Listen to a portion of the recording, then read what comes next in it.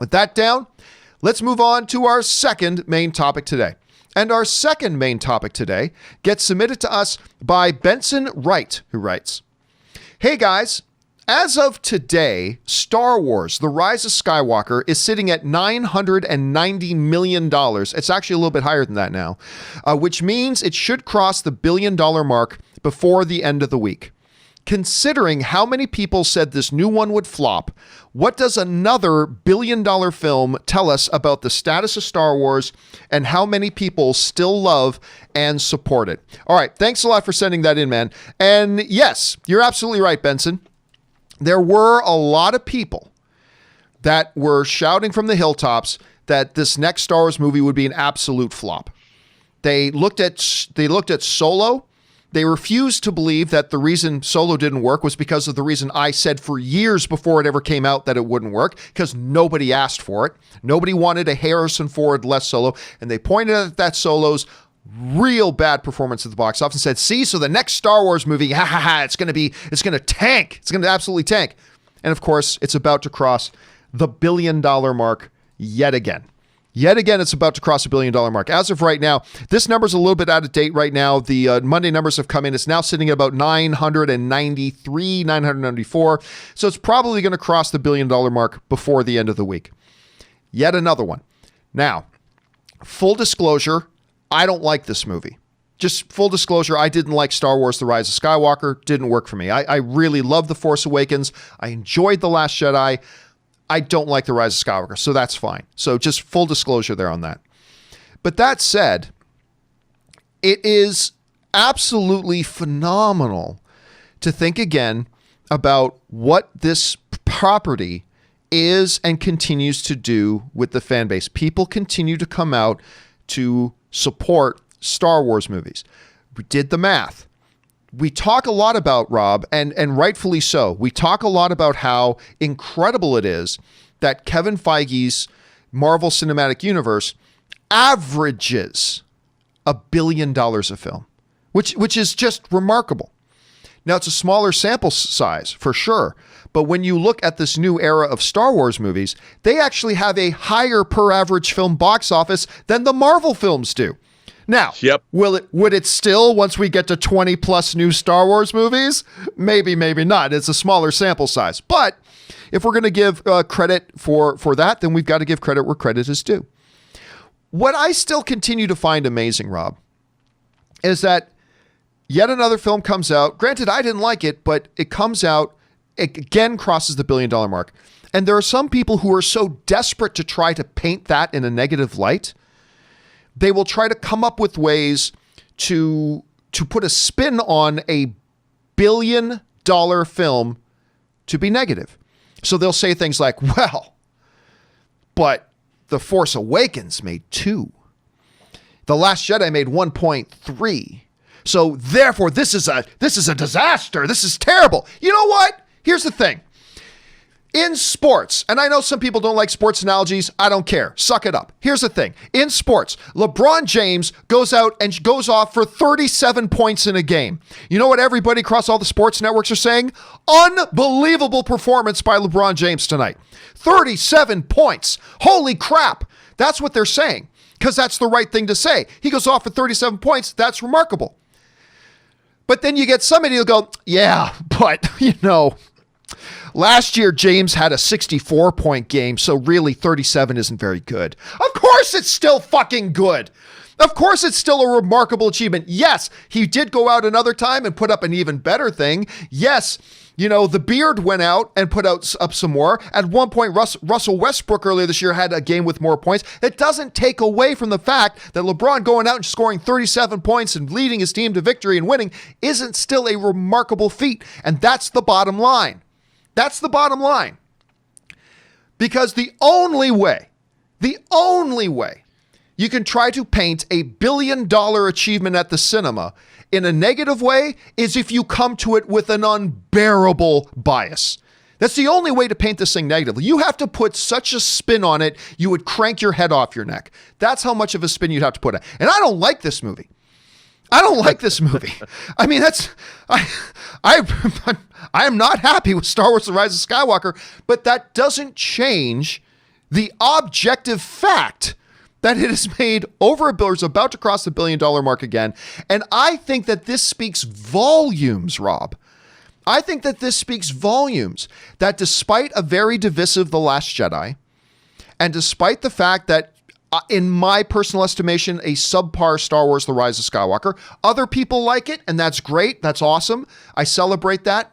I don't. That's fine. But I think it speaks volumes that you can have something as divisive as The Last Jedi was. Something that, to me, falls short of the mark in a Star Wars The Rise of Skywalker. And yet, the love for this franchise, the perpetual motion that you're able to keep this thing moving, that it's still averaging over $1 billion per film, I think is an absolutely remarkable thing.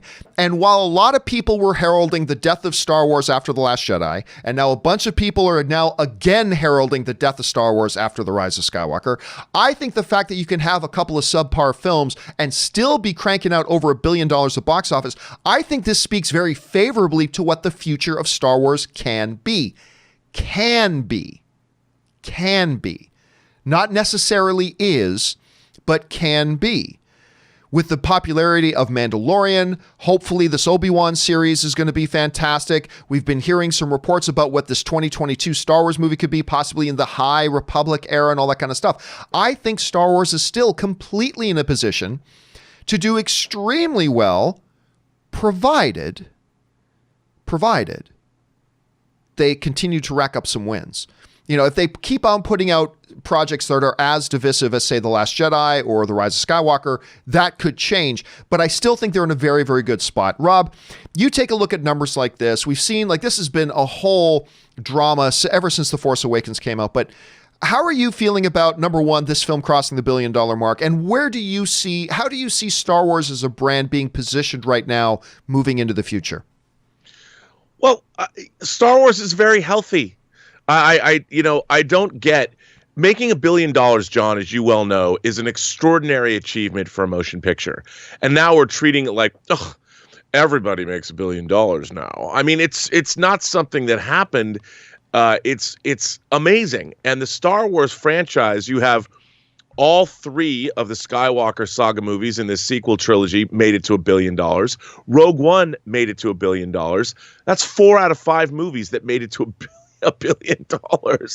I mean, as far as franchises go, that's pretty extraordinary. I mean, I don't know by what measure of success anybody's looking at, but Hollywood has one measure of success, John. They have money.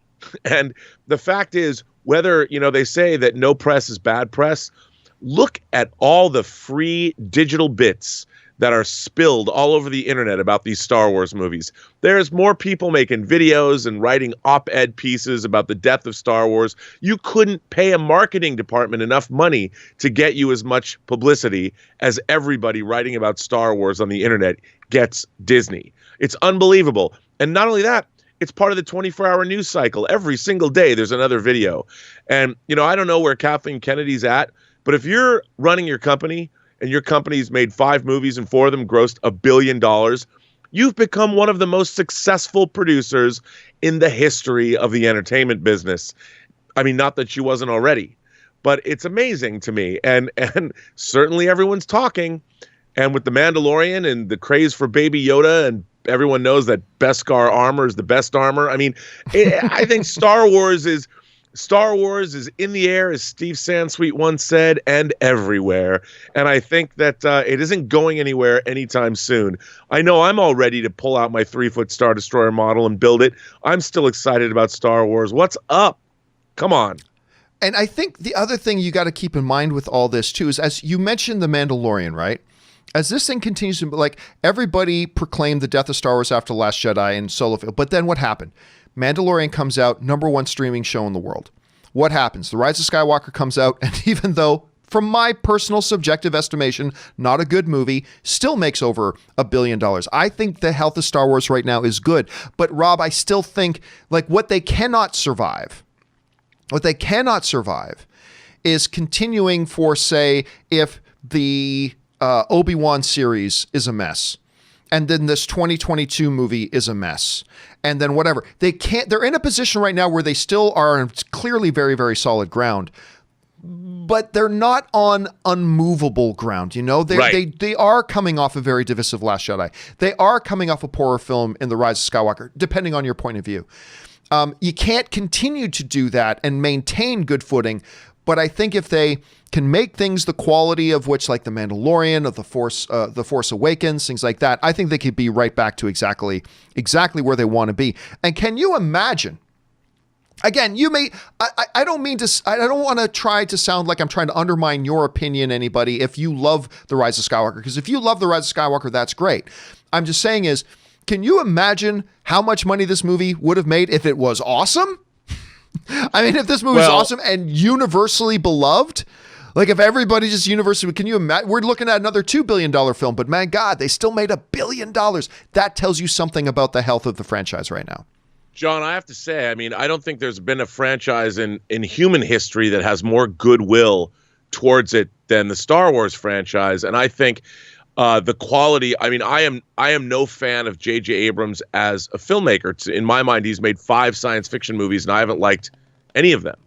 And I think what they really need to do is they really need to start stepping up their game in terms of, why not go after the Steve Zalians of the world to write a Star Wars script?